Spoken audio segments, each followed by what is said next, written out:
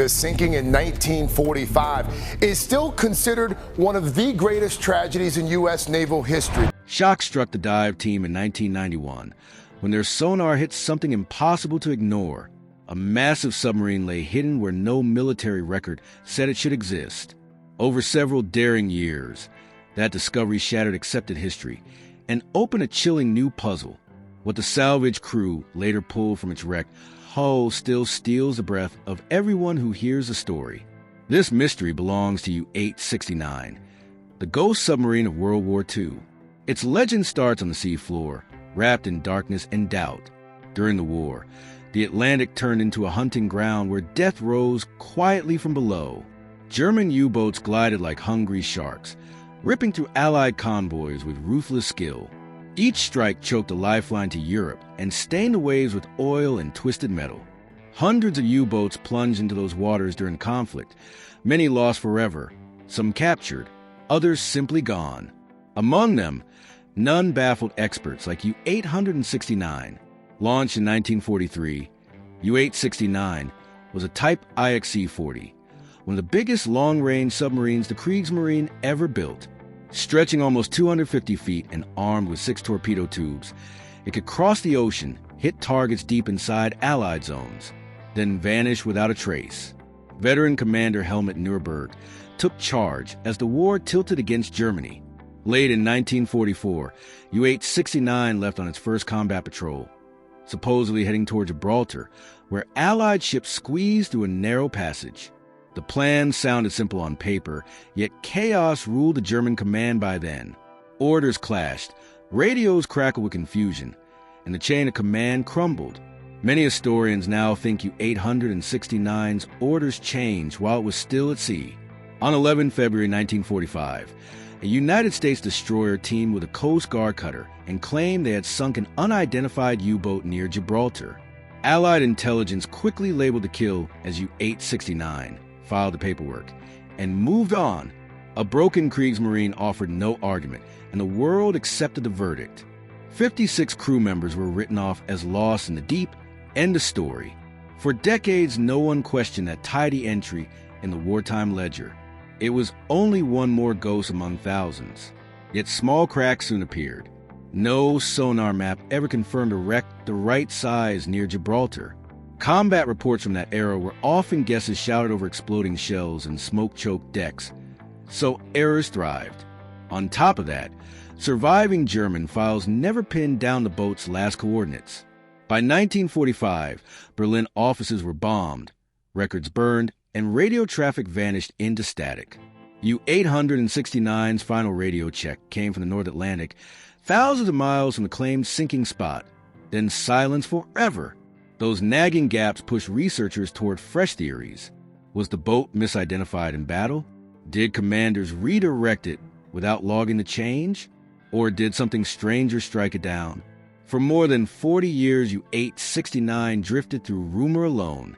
Families of the crew had no wreck to visit. Only a name carved in stone and a pile of uncertain paperwork.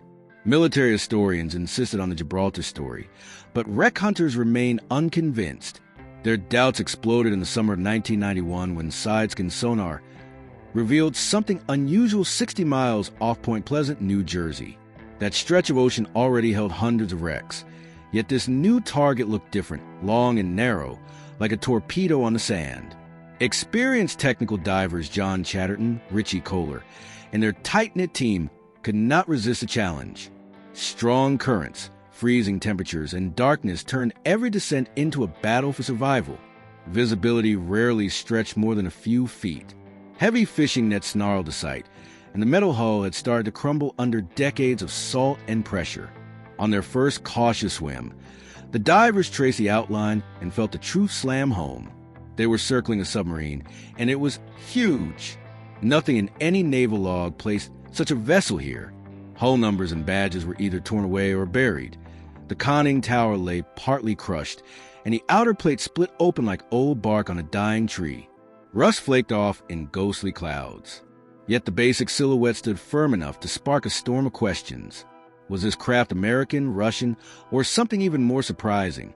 No immediate clues surfaced. Every answer demanded deeper, riskier dives, and the team's curiosity soon became obsession.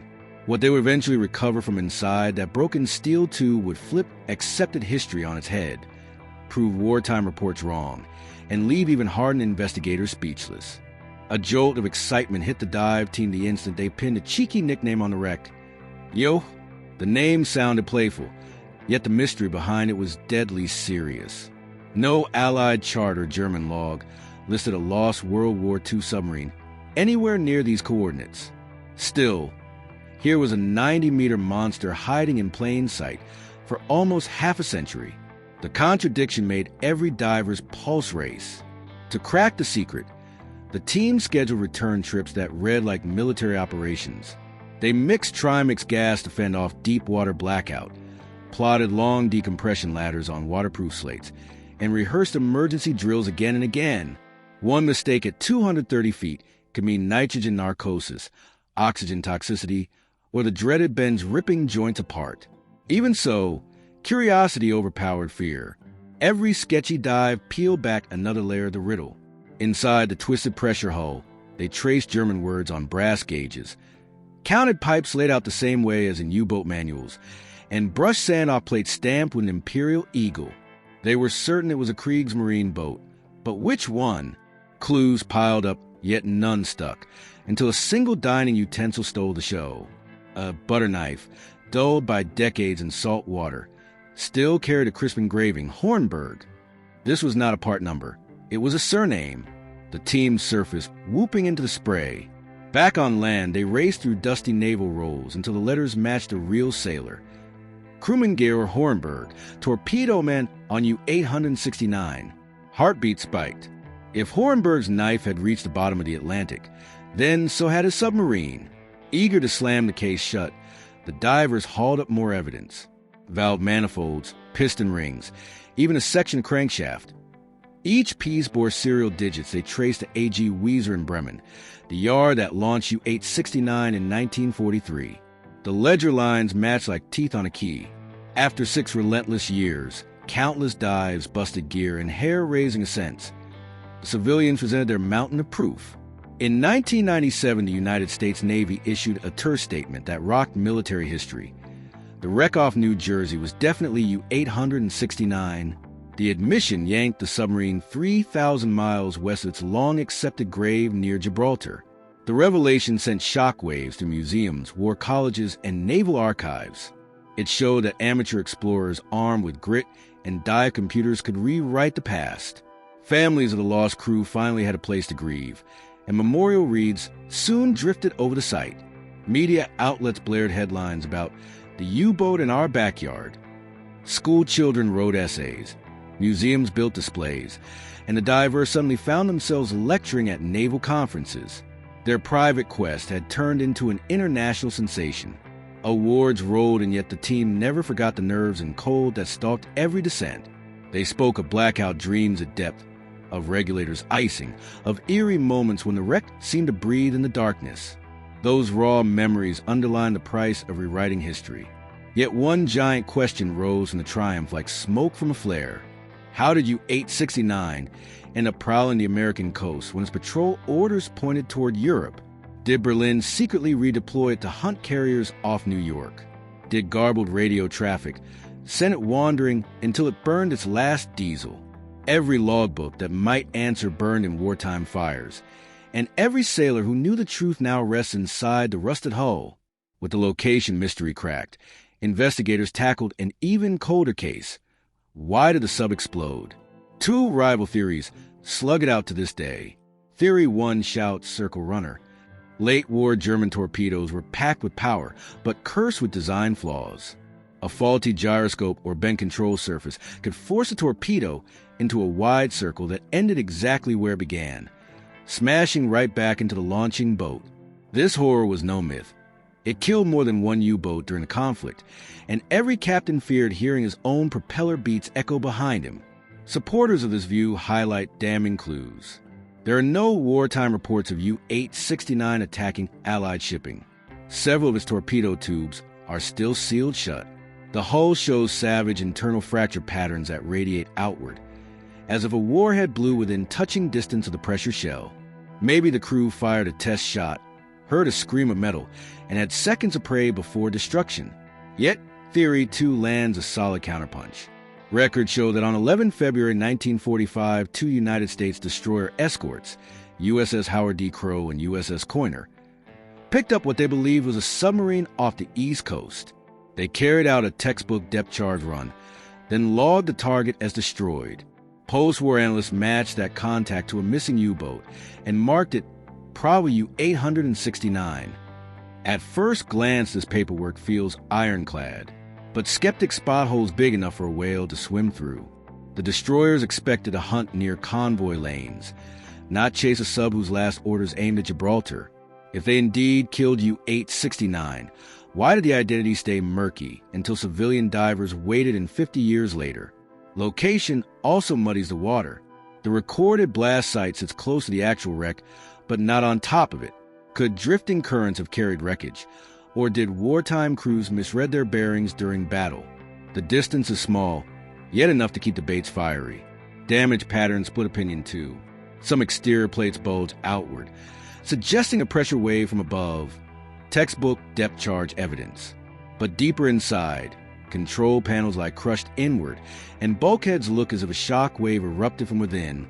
Those marks better suit a torpedo that exploded in its tube, or just outside the hull. Divers describe a scene frozen in violence. Forward compartments are torn open like a tin can, yet the control room remains eerily intact.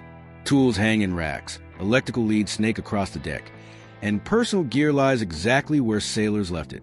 The mixed clues tangle investigators in circles. Scholars dug deeper into shipping records and even scanned Allied radio logs for stray Morse signals that might reveal a hidden rendezvous. Some theorize U-869 carried experimental torpedoes meant for secret trials off America. Others whispered about coded orders that vanished with Berlin's collapsing bureaucracy.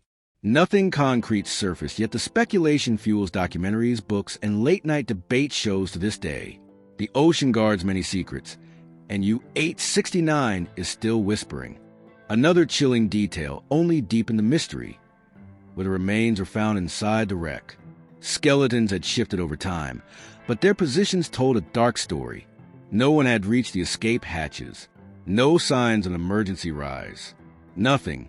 Whatever struck U-869, it happened fast, violently, without warning. The crew never had a chance to react. To make things worse, military records from the time were a mess. Conflicting reports place U-869 far from the U.S. coast, and the U-boat allegedly sunk by the USS Howard D. Crowe and USS Coiner was never clearly identified. That left plenty of room for error.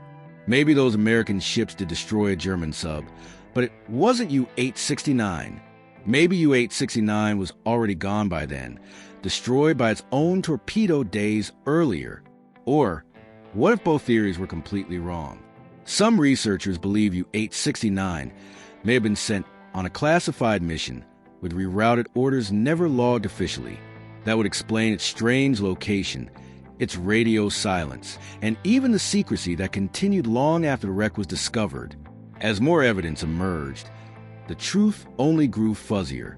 Both theories made sense, and both fell apart under scrutiny. The death of U-869 remained a cold case. One question haunted the divers the most. Why were the torpedo tubes still sealed? If U-869 was in a fight, why hadn't it fired anything? If it sank from a circle-running torpedo, why wasn't there a launch record? And if it was ambushed, how did it get hit before even launching a single shot? That's what made it all so tragic. U-869 had traveled thousands of miles under stealth, only to die in silence, never getting a chance to strike back. And that brings up the question that's never been answered. What was U-869 doing off the American coast in the first place? That question would finally get a clue from a place no one expected. Because just when the divers thought they had explored every inch of the wreck, they found a sealed compartment, the hidden chambers. For years, divers had worked the wreck site under brutal conditions: darkness, pressure, freezing water, zero visibility. But in late 2024, with new gear and better dive planning, they finally reached a part of the submarine thought to be unreachable. What they discovered inside that sealed chamber left them stunned. The compartment had collapsed in places and was corroded nearly shut. Divers later said, under strict anonymity, that it looked untouched since the day UH-69 sank in 1945. It was like a time capsule, perfectly frozen in history. Inside were lockers, seal crates, and footlockers. Some were still watertight, rubber seals barely holding on. Most of the contents were standard for a Nazi submarine: rations, uniforms, old logbooks. But then, things took a strange turn. They found a ceremonial dagger, believed to belong to an officer of high rank. Its blade was etched with a motto used by elite naval units. Nearby, carefully folded in a watertight crate, was a German dress uniform, still showing the Iron Eagle insignia and a red armband with a swastika. It was in better condition than anyone thought possible. But that wasn't the most shocking find. Under layers of seal cloth, the divers discovered a box of Nazi memorabilia. Inside was a folded swastika flag, preserved with military precision.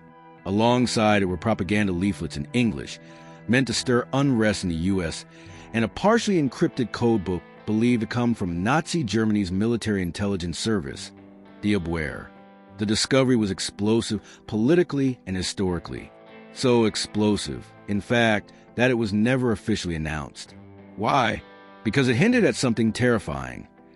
UH-69 may have been sent to deploy spies or materials on U.S. soil. That theory has never been confirmed. But if true, it would mean Nazi Germany tried to bring their war to American shores, even as the Third Reich was falling apart.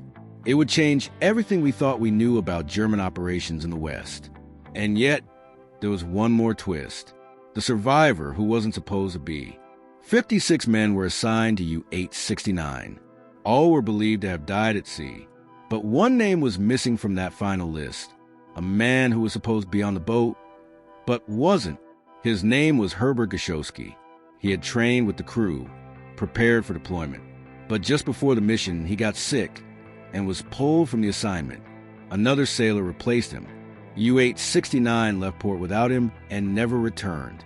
At the time, it seemed like a routine personnel change. Nothing dramatic. No last-minute drama. Just a decision based on medical fitness. But that single change would shape Herbert's entire life. For decades, he believed what everyone else did, that UH-69 had been lost near Gibraltar, destroyed by Allied depth charges. That was the official record. Accepted, untouched. Then, in the 1990s, a group of American divers uncovered a submarine wreck off Point Pleasant, New Jersey. As they identified the boat and tracked down families, they found Herbert still alive in Germany. When they told him where UH-69 had really been found, off the U.S. coast, he didn't believe it at first. The idea clashed with everything he'd been told. But once the divers showed him photos, technical parts, and a knife engraved with the name Georg Horenberg, a crew member he had trained with, he knew it was real. According to diver Richie Kohler, Herbert quietly confirmed that the knife belonged to someone he had served with. He remembered the crew, the long training sessions, the final weeks before launch. His own absence hadn't been dramatic, just a twist of fate, and that twist saved his life. Herbert didn't give interviews. He didn't chase headlines. But he did help the divers identify key crew members and verify German records. His quiet input filled in critical blanks in the sub's history. Herbert passed away in 2005.